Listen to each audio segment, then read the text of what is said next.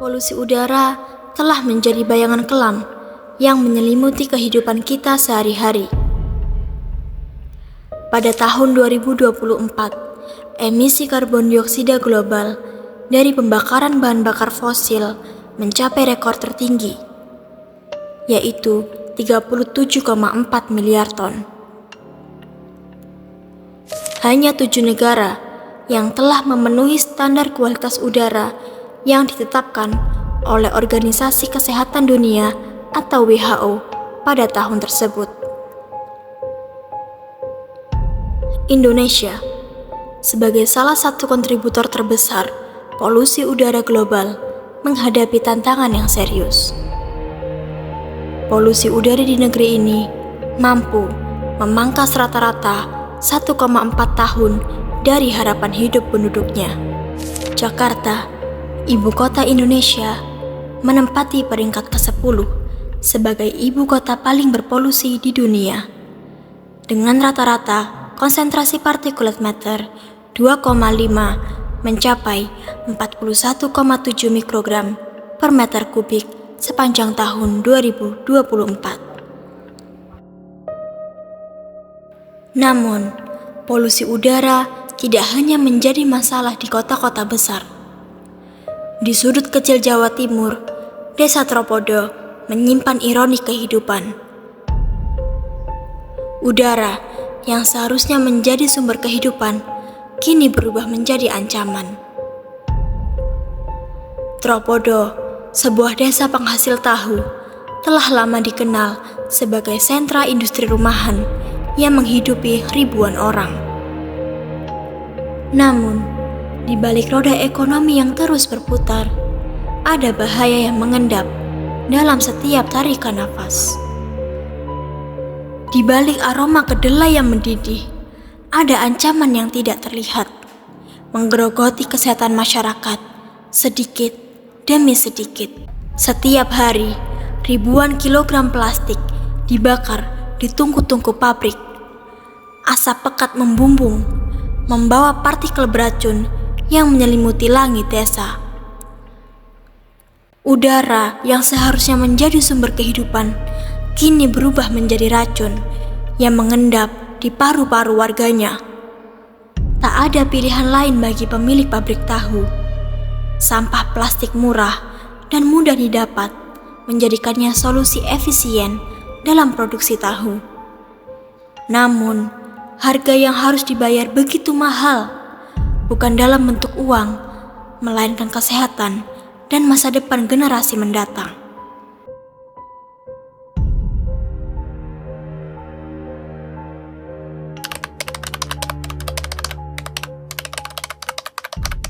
Pabrik tahu berdiri kisaran tahun 1940.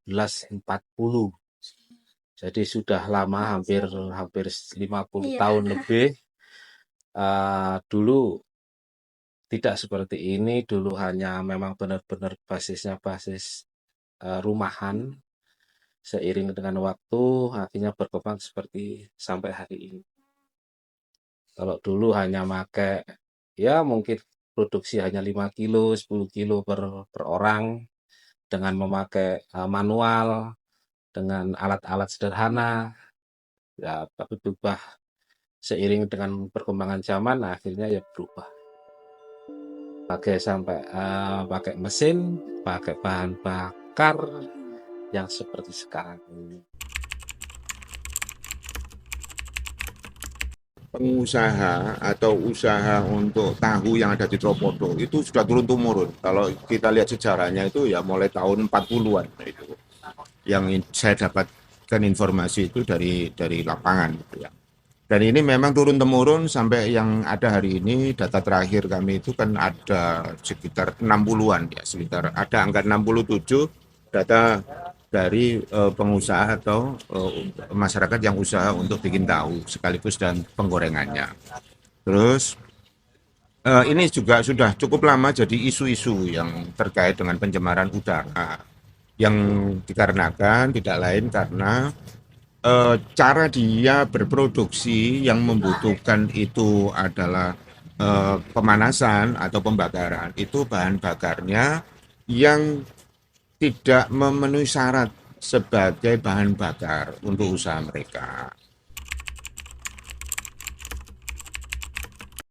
Jadi kami sudah mulai, artinya itu setelah melakukan evaluasi dari langkah-langkah yang sudah kami lakukan, jadi nanti itu kan memang harus dirancang nanti untuk target-target untuk jangka menengah dan jangka panjang. Bahkan untuk jangka pendek yang tidak kami lakukan itu larangan keras dia untuk menggunakan bahan bakar yang tadi menimbulkan potensi untuk pencemaran tinggi di udara.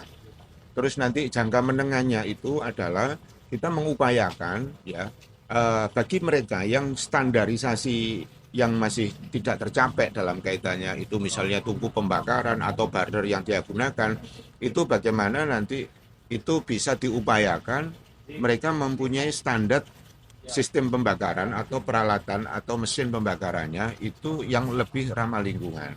Nah, sumbernya dari mana? Nah, kita mengupayakan ya dari pemerintah maupun nanti mungkin dari CSR ya, dari CSR, dari perusahaan-perusahaan yang nanti itu yang peduli terhadap lingkungan. Untuk jangka panjangnya tentu di sana nanti targetnya itu bagaimana nanti usaha-usaha ekonomi yang dilakukan di Sidoarjo, yang terutama di industri tahu tidak ada lagi isu ya pencemaran udara sehingga yang berdampak buruk bagi kesehatan para penghuni yang ada di sana dan masyarakat sekitar. Di tengah aktivitas produksi tahu yang tak pernah berhenti, dampaknya perlahan terasa di tubuh warga. Bukan hanya udara yang tercemar, tapi juga kesehatan yang terganggu. Menurut pihak puskesmas, masyarakat yang tinggal di sekitar pabrik tahu di Desa Tropodo kerap mengalami gangguan kesehatan, terutama yang berkaitan dengan saluran pernapasan. Batuk dan pilek sudah menjadi keluhan yang umum, entah itu akibat ispa, alergi, atau paparan asap yang terus-menerus setiap hari. Tak hanya itu, para pekerja pabrik tahu juga menghadapi risiko yang lain. Kulit mereka sering mengalami iritasi, diduga karena kontak langsung dengan bahan kimia yang digunakan dalam proses produksi tahu.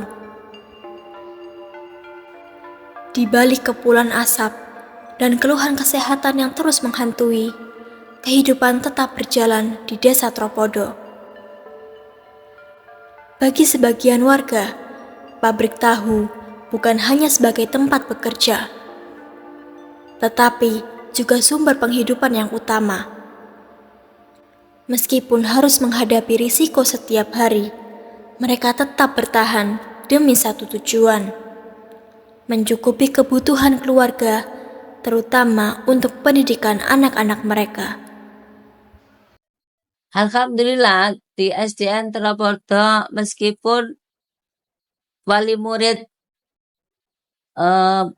dari kalangan ekonomi rendah, katakannya rendah menengah ke bawah, itu bisa siswa SDN Tropodo mewakili dalam bidang akademik baik di kelas, terutama anak-anak yang kurang mampu bisa berjuang untuk kemampuannya prestasi dalam bidang akademik maupun non-akademik.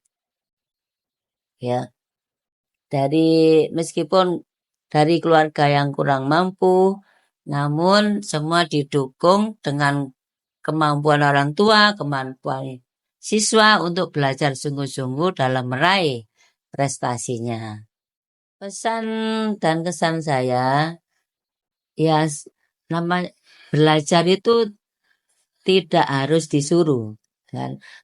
Belajar itu harus keinginan sendiri, disertai dengan dorongan dari guru, juga dari orang tua masing-masing supaya anak ini berhasil apa yang dia cita-citakan ke depannya. Harapan kami selaku pemangku wilayah Desa Tropodo dan teman-teman kepingin apa yang industri tahu Desa Tropodo ini yang sekarang ini lagi tidak baik terkait masalah bahan baku plastik, harapan saya bisa menjadi lebih baik dengan cara ada solusi-solusi dari pemerintahan terkait masalah bahan baku industri tahu. Jadi paling tidak komitmen-komitmen kita baik itu di pemerintahan kabupaten, provinsi dan Kementerian Lingkungan Hidup Jakarta, harapan kami juga ayo kita sama-sama bagaimana Desa Tropodo itu bersih, sehat dan bisa lebih baik dalam segala hal. Ya, tentu harapannya kita harus realistis dulu ya. Harapannya untuk jangka pendek itu adalah mereka tidak lagi menggunakan bahan bakar yang mungkin itu semurah-murahnya tetapi pencemaran tinggi. Untuk jangka menengah, jangka panjangnya, tentu nanti itu harus melalui sebuah tahapan-tahapan untuk identifikasi, sehingga nanti itu selalu ada evaluasi